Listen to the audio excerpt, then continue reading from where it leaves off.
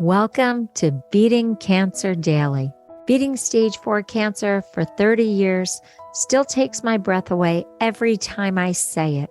I'm Saranne, founder of the Comedy Cures Foundation, and I hope you'll join me for just a few minutes daily for the next 365 days so we may laugh, learn, maybe cry a little as we live our best days beating cancer daily together.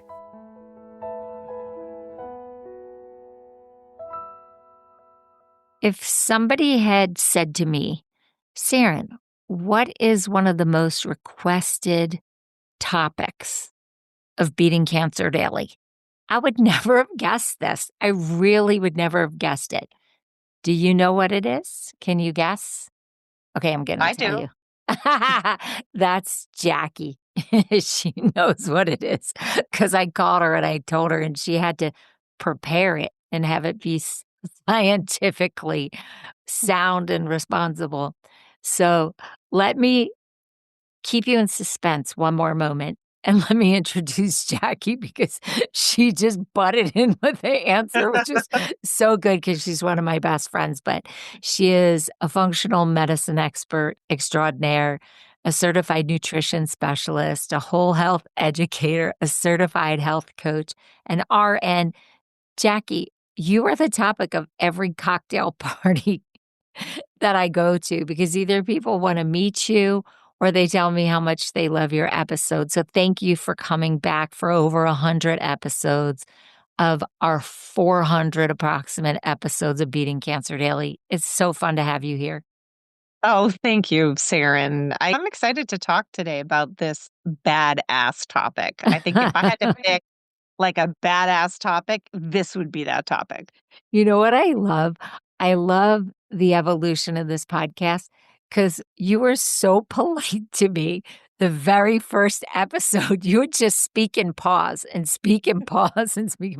And now it's just like, boom, you're right with me. And that's what makes it so fun. People love you and they love our relationship.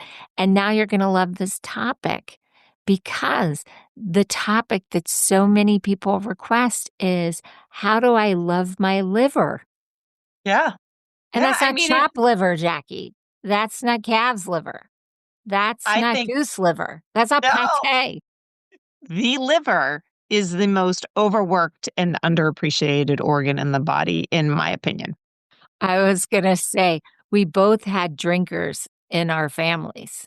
Yes. So we Yes. know it was an overused liver in our families.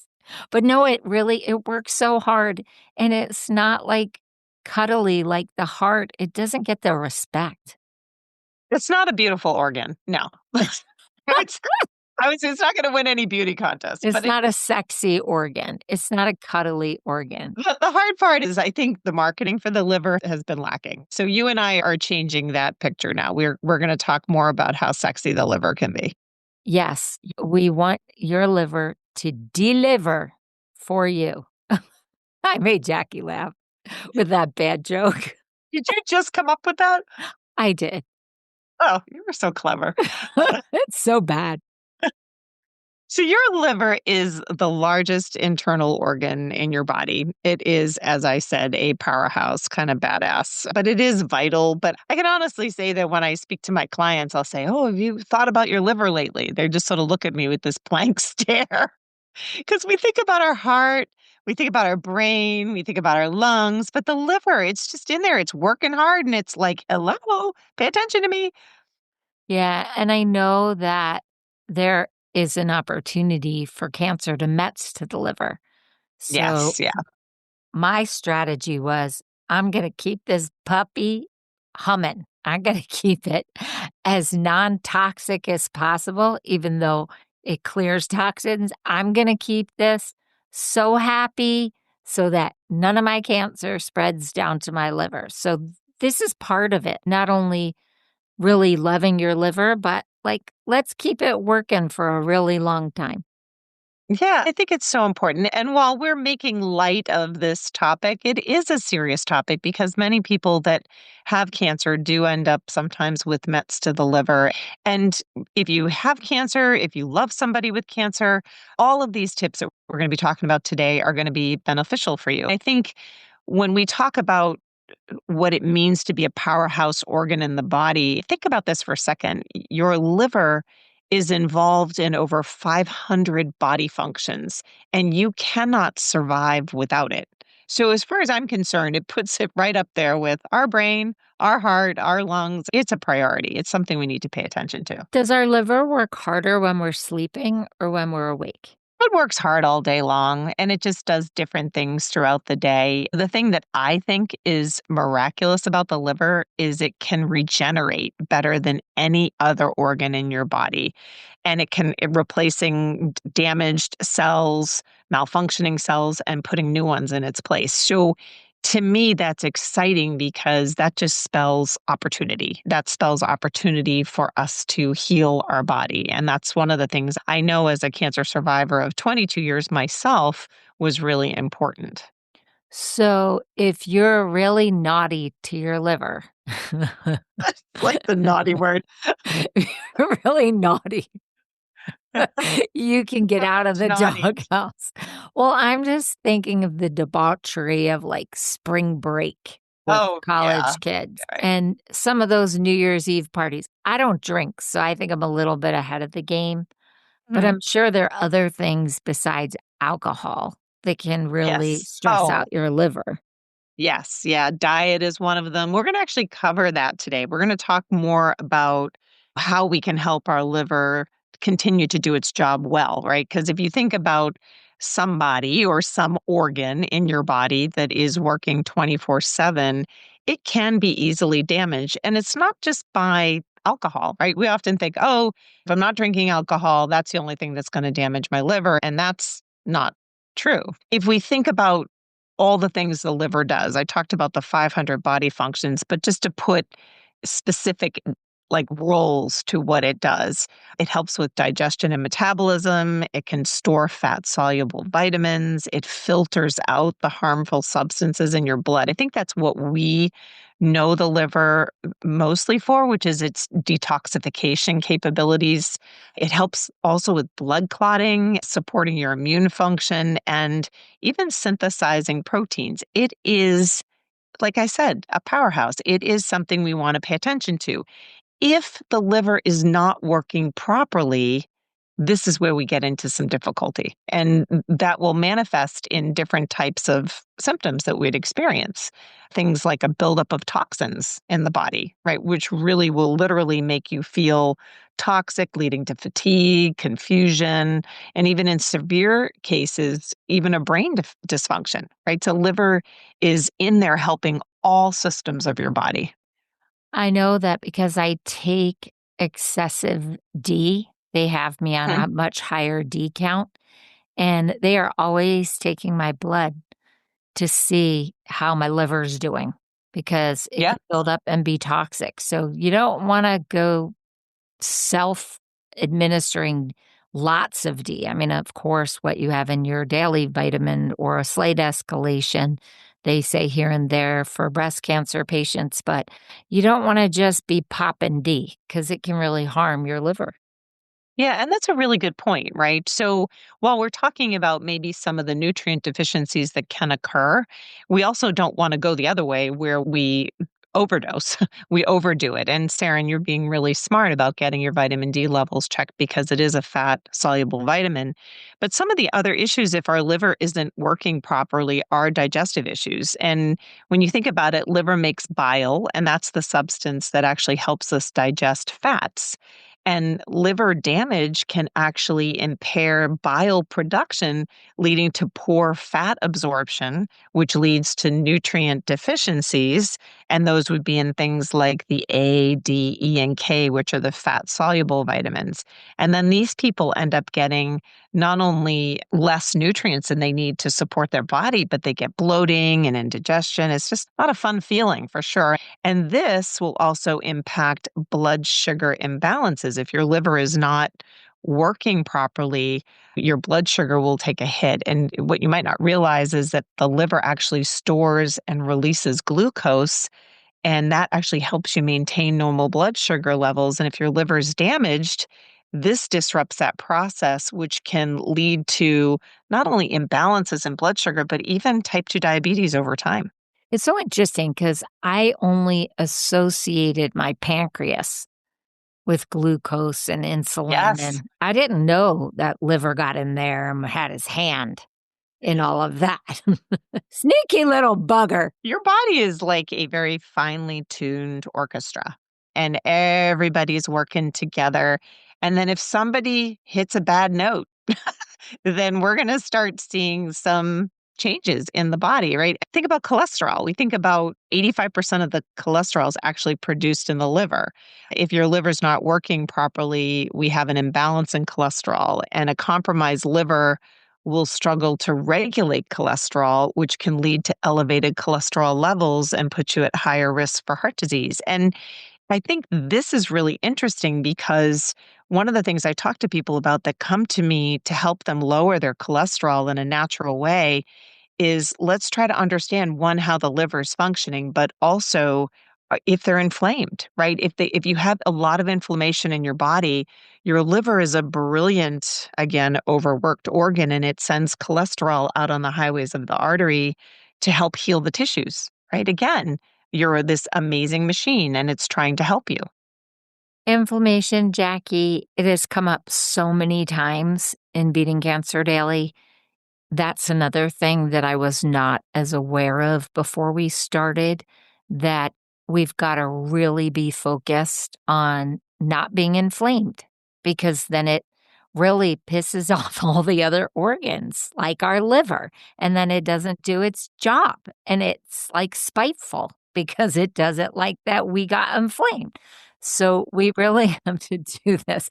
And I just wanna say Jackie has an amazing episode on inflammation, so and you'll hear it a lot through here, but if somebody said, "What's one of the major takeaways from Beating Cancer Daily?"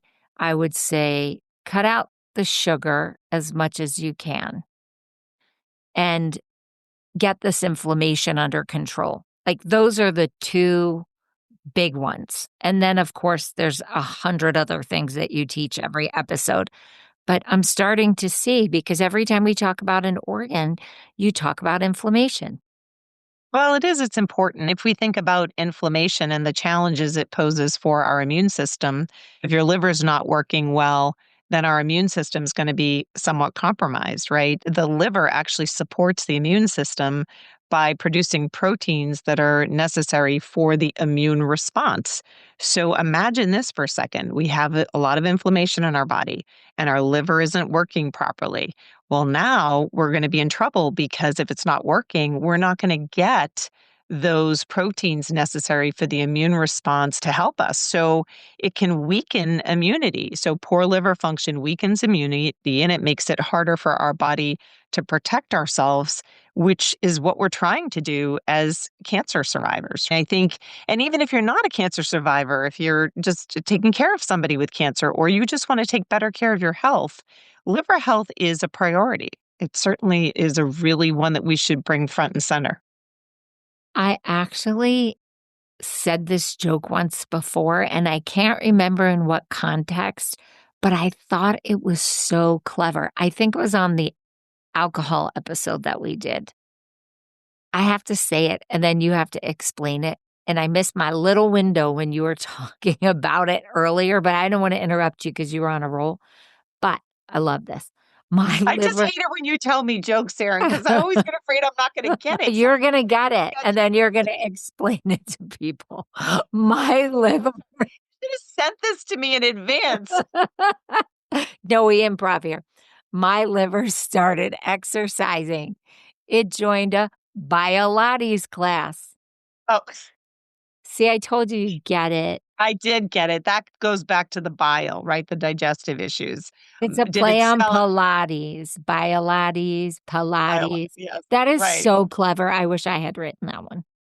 That is very clever. But the bilates is from the bile that the liver produces. It comes down through the gallbladder and then dumps into the small intestine and helps break up the fat. Oh, phew. I'm glad that You I got got that one. the joke. I get so nervous when you do that to me. And I'm And like, oh my gosh. and one of her best friends, that's me, started a comedy charity for my chemo chair by throwing a chemo comedy party. So I think funny all the time. I even say the stupidest jokes because I don't care because I think they're funny. But I have a best friend who gets anxious about humor. It's so fun. I love funny, but I've never like if someone says to me, like my husband will do a riddle. I'm like, I don't no, just tell me the answer. He's like, honey, let's do the riddle. I'm like, I don't want to do the riddle. Just tell me what the answer is. I consider myself funny, but maybe not joke funny. But let me just say one more thing about liver. Like if the liver's not working, it can cause hormonal imbalances. And this is really important, especially for my women that are going through menopause or through people that are struggling with mood imbalances. The liver actually helps metabolize hormones. And when the liver's damaged, that means that hormone regulation can be disrupted. And this can lead to fatigue, the mood swings, irregularities, What and about the hot the flashes? hot flashes, all of it, right? So support is something that I bring into the equation when I'm speaking with individuals about going into menopause. I went into menopause when I was 37 years old because it was Yeah, I was yeah, it 36. was the chemo-induced menopause, and then eventually they took out my ovaries because they didn't I had ovaries of steel. I don't know if that's oversharing or not, but I had ovaries that just kept turning back on, and because my tumor was fed by estrogen, they were like, "Yeah, I think we should take those out." I was sort of in and out of menopause for a period of time and then permanently in after the surgery. It's amazing. This has nothing to do with the liver. It still bothers me every time we say menopause that it has the word men in it. Like the first 3 letters are men. And I know why from a root cause, but it really bugs me. This is such a female thing. Get the men out of it. It We should have be one menopause. right. It should be womeno a woman no, ladyopause. I think we're gonna No, get but I call it menopause, like when men, because as they get older, their testosterone drops. So that to me is menopause. So we have menopause for women and menopause for men. well, maybe we should make them be called femipause the way we have Yes. to be I told you it had nothing to do with liver, but I just had to get that out. It was, like, bubbling out of me. Okay, go. I don't think we're going to change the system at this point in time, Saran. I don't think it's going to happen. So we might have to just accept that it's menopause. Just go. But I want to talk about one type of liver disease that is very common right now, and partly because it can affect many cancer survivors as well, and it's fatty liver disease. And most of us are aware that alcohol is toxic to the liver, but even having a better understanding that chronic obesity, high blood pressure, high cholesterol, high blood sugar can also lead to non-alcoholic fatty liver disease. And this is really when the fat builds up on the liver. And the other name of it is hepatic steatosis. And there are two main types. The first one is the non-alcoholic one, which we're talking about for the most part here. And then the alcoholic one is the one that is related to overconsumption of alcohol. The exact cause of non-alcohol fatty liver disease is not fully understood, but there are several factors that can contribute to it. So, what researchers do is they look at people that have fatty liver disease and then they start lumping together these types of symptoms or conditions these individuals have. And one of them is obesity. Excess body fat can lead to fat storage around the liver. And if you think for just a second, if you can visualize a very overworked organ, right? We talked about the liver having 500 body functions, and then we just surround it with a bunch of fat, right? In that situation, we know that it can't function optimally for us. And you just heard all the responsibilities it has, right? So, one of the things that we can do is work hard to support the liver so that it doesn't have this fat around it, or even do what we can to prevent the fat from accumulating as well. This is very personal to my family right now because my daughter just lost a friend to this, and it was so quick, it was unbelievable. And up until today, I was told that there's absolutely nothing that you can do once it's gone that far. It's basically you can't reverse it once it's way gone. But before we started this, my husband just walked in and said that there was an announcement or he heard about it through some kind of financial group that one company has a potential solution for this. And he brought it to my attention because we just lost someone. And I don't want to know what the company is, and I'm not buying the stock or investing in it. But I was just never aware of it. And I ran to Jacqui and I said, my gosh, my daughter's young friend has this. And she asked if the person was very overweight. And I said, yes. And she said that's one of the highest risk factors is not getting your weight under control. And I think that's one of the reasons why these drugs are so popular right now, because people are afraid of the comorbidities, especially if you've had cancer. And I just came back from the American Association for Cancer Research conference on comorbidities. And the whole conversation was basically about the episodes of this podcast. How do we keep our blood sugar under control? How do we keep our blood pressure under control? How do we keep our weight under control?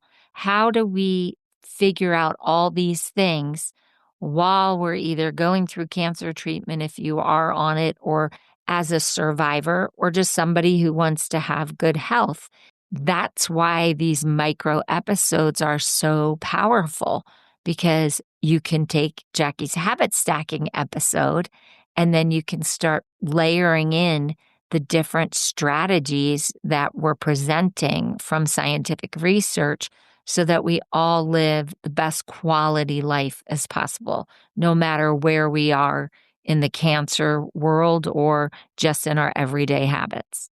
Yeah, those are some really amazing thoughts, Saranne. And I will say, kind of piggybacking on top of what you were saying, your husband was talking about, is researchers are really paying attention to this now. The fatty liver, not only liver health, but fatty liver, right? We know that it's connected to obesity. We're not 100% sure how, but it kind of does make sense. If you've got extra adipose tissue in your body, it's going to start surrounding different organs and impeding the function. We also know insulin resistance is something that is problematic as well. And this is really when people are not responding to the insulin that the body is producing. And so we end up with excess blood sugar and we get fat buildup in the liver. Metabolic syndrome is that cluster of conditions that is also problematic. And we're seeing much higher percentages of metabolic syndrome in our world because of the obesity epidemic. And that's really where someone has high blood pressure, high blood sugar, high cholesterol, excess body fat, and that's linked to non alcoholic fatty liver disease. The quality of our food. So, what people are eating, we're eating these ultra processed foods, the sugary beverages, the saturated fats. Those are also linked to fatty liver disease and even rapid weight loss, right? So, this is something that we also need to pay attention to. Losing extra weight can support liver function in the long run. But, and there's the big but, if you lose weight too quickly or go on an extreme diet, this can trigger the fat transportation to the liver and it could temporarily worsen the fatty liver condition. So, again, something we need to pay attention to. It's not just about losing the weight, it's about losing the weight in the right way. So there are people who love to eat liver, and there are people who hate to even hear or visualize the plate of liver. Now, I happen to love to eat liver, but someone guided me very early because it's a filtering organ that if I'm going to eat it, I better get it from the cleanest source possible.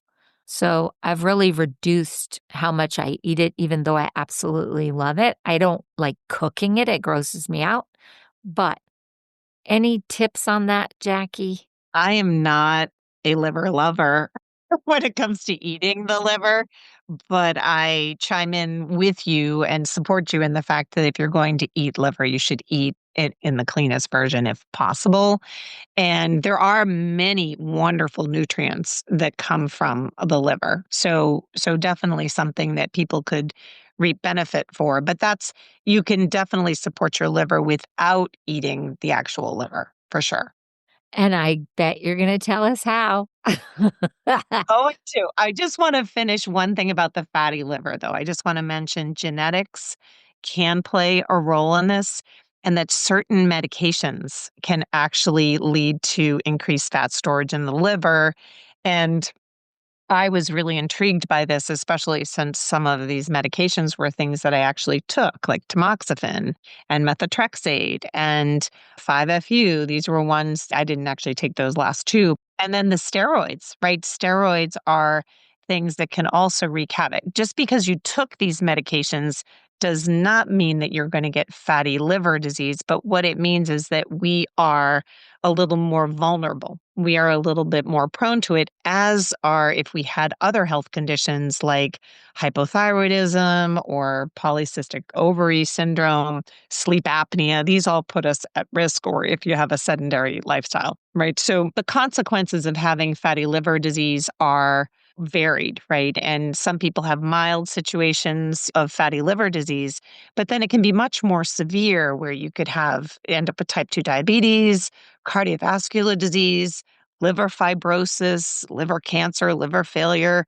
kidney disease. It is non-alcoholic fatty liver disease is a huge problem in the world. The worldwide prevalence is 25%, which is a big number, which is why I wanted to mention it today. That's staggering. It really is. And so if you are concerned about non-alcoholic fatty liver disease, I encourage you to have a conversation with your medical provider. Some of the symptoms that people would experience, like the earlier symptoms of non-alcoholic fatty liver disease, are things like abdominal pain, like especially in that right upper quadrant of your belly, appetite loss, bloody stools. These can turn into maybe more serious symptoms like jaundice, yellowing of the skin and the eyes, nausea, vomiting, weight loss. But again, it's definitely worth a conversation with your provider. Even changes in hormone levels causing acne and high cholesterol. So, the good news about early liver disease is that in some cases it can be reversed. And this is largely due to the liver's ability to regenerate. And that's one of the reasons that I get excited about this topic. And so we can dive into some of the nutrition and lifestyle tips to really give your liver some love, just to give it what it needs for sure. I don't know why all I wanna do is tell you liver jokes, this whole because you're giving us so much information, and this fatty liver thing is freaky because I do know someone who literally died very quickly of it. Yeah. So I think my brain goes to humor just because I wanna, like, decompress myself and also decompress people listening. Mhm. If you have any of these symptoms, please just talk to your doctor, let them run some tests, and let's just get that concern off the table. Take that concern off the table because the symptoms that Jacqui said could also be other things also, right? But It it's could be mimic a stomach bug or the flu or something along that line. I just wanna say a joke because I need to laugh right now. What's a liver's favorite piano player? I have no idea. Half the audience won't get this, Jacqui. Liberace. Oh, yeah. That's for the older listeners because Liberace was a really famous pianist, and younger people would not know who that is, but it was funny. He used to wear all the rings on his fingers. Didn't he have like all Yes, these rings on his fingers? Yeah. lot of Yeah. sequins, very flamboyant. All right. So I hope at this point in the podcast that you have taken a step back and said, okay, Jacqui, I need to understand what I can do to support the liver. So that's the good news. The liver can regenerate. I don't recommend going and doing these extreme liver detoxes like liver cleanse juices and all that type of stuff. I do suggest cleaning up your regular daily diet, right? And one of the first things that I would do is bring fiber in, and fiber that's found in plant rich foods that can help promote healthy digestion. It has a huge impact on your liver, not only in the way it functions, but it can reduce your risk of fatty liver disease. And some really wonderful sources of soluble fiber are in things like chia seeds, flax seeds, apples, oats. These actually bind to the toxins that are in your intestine and remove them from the body in your stool. And so if you're increasing the consumption of fiber, you're helping your liver do its job, which I think is an amazing thing to do for your liver. Healthy fats is another one. And we've talked a lot about healthy fats recently in our podcasts, but we want to get rid of the saturated and the trans fats. You need a little bit of saturated fat. Trans fats really shouldn't have a place in your diet at all, as far as I'm concerned. We want to replace with unsaturated ones. Those are things found in like olive oil, nuts, avocado, fish. Those are things that are going to help lower your risk of non alcoholic fatty liver disease and support the liver. And then the antioxidants, eating the rainbow, antioxidants help your cellular health, right? The health of your cells from oxidative damage, oxidative stress damage. It helps reduce the risk of non alcoholic fatty liver disease. We find these in those beautiful cruciferous vegetables like broccoli and Brussels sprouts. Eating the color, the rainbow, the all the berries, the tomatoes, the beets, those have incredible benefits for the liver, especially beets. Like if you're eating organic beets, they actually have the compound betaine in them, and betaine is very beneficial for protecting the liver. And then I love talking about choline, and choline is something that we can find in avocados, non-GMO soy, and even eggs, right? I get most of my choline from organic pasture-raised eggs. It's an essential micronutrient. It helps move triglycerides from the liver. It's necessary for normal liver function. And they're also saying that non alcoholic fatty liver disease risk may be related to not getting enough choline. So, again, it's not just the nutrients and the types of foods we're eating, but it could be a deficiency. And if there's a deficiency, we want to figure out what that is. And choline is definitely an important player for that. This is really helpful, Jackie, because if I had to go research this, it would take so much time.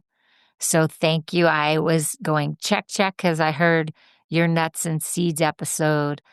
I heard your egg episode. So many of these things you've already gotten us eating, especially because of the Eat the Rainbow mission that you're on. Right. Those antioxidants are key. Herbs and spices are really helpful. An example of this is turmeric. It's a antioxidant that contains the curcumin. It can protect the liver by reducing inflammation. That's the word of the day that we've been talking about for sure. And then even the B vitamins, right? So B vitamins are water soluble vitamins. There are 8 B vitamins. We want to get an array of them through our diet. And because these actually help your liver be more efficient at detoxifying the stuff we don't want in our body, the heavy metals, the histamines, bacterial toxins.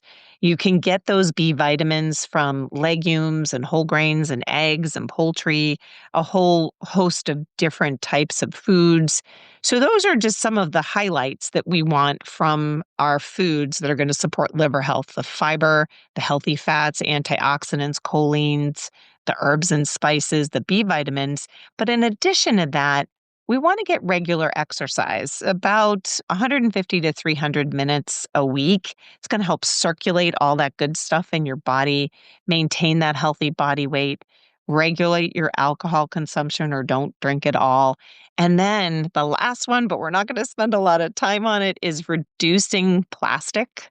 And plastic is everywhere. I know it's not easy, but if we want to reduce the toxic burden on our liver, we need to find a way to replace some of these things that are causing buildup in our body. And plastic is one of them, right? So you can try glass, you can try other types of products, but definitely one for us to think about. I'm trying to get through this plastic thing because I'm a huge water drinker. And it's Me too. hard for me to bring glass bottles, and then I have the other bottles, but then you have to clean them and make sure that there's no bacteria buildup. So I am struggling with the plastic. The way I try to pay attention to it is what fish I'm eating, so that I'm trying to eat fish that are less likely to have a lot of plastic in what they've eaten in the Yeah, I ocean. mean, the goal is to not be perfect, Saran. The goal is for us to make progress. So there's nobody that's perfect. So if we're Wait a struggling at second, I thought you were perfect, honestly. I've done not over even 100 episodes with you, and you're one of the closest to perfect people I've ever met. oh my gosh. I'm No, no. fangirling right now. I I'm have you so fooled. We love you, Jacqui. No, I love you too. Thank you so much for having me today. And I just wanna give you my last liver pun. It's really bad. I know that you can do this because I believer in you. Oh, It's so very bad. cute. It's so Very bad. cute. All right. If you have fun ideas that you're doing to keep your liver so healthy, of course, go to comedycures.org and write to me, and I will share it with Jacqui, or go to the podcast section and record a message. If you want to reach the amazing Jacqui Bryan, go to jacquibryan.com. She has a great website. If you can't find her, then come back to me at the Comedy Cures Foundation, comedycures.org, and I will send you her signature. We love doing this with you because it gives Jacqui and me an excuse to have a play date. I know, our Yeah. play date, it's so fun. And I learned so much, Jacqui. So thank you. I'll see you tomorrow. Have a blessed day. If you loved today's episode, then tell the world. Why? Because Beating Cancer Daily is a listener and donor supported experience. So the more people you tell and the more people that join us, the more robust and interesting programs our nonprofit, the Comedy Cures Foundation, can bring to you throughout the year. So if you have some extra change, I'd love you to go to comedycures.org and make a donation today of whatever level is comfortable for you.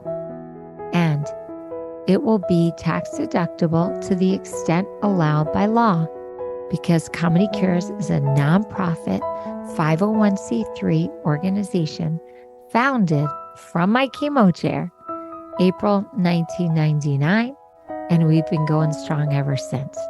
So please consider making a donation today and help our community and this podcast thrive. Guess what time it is?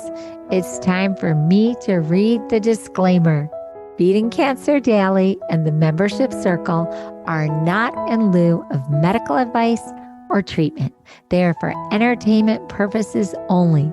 Please consult your healthcare team to review your best strategy. Thanks for listening. See you guys tomorrow.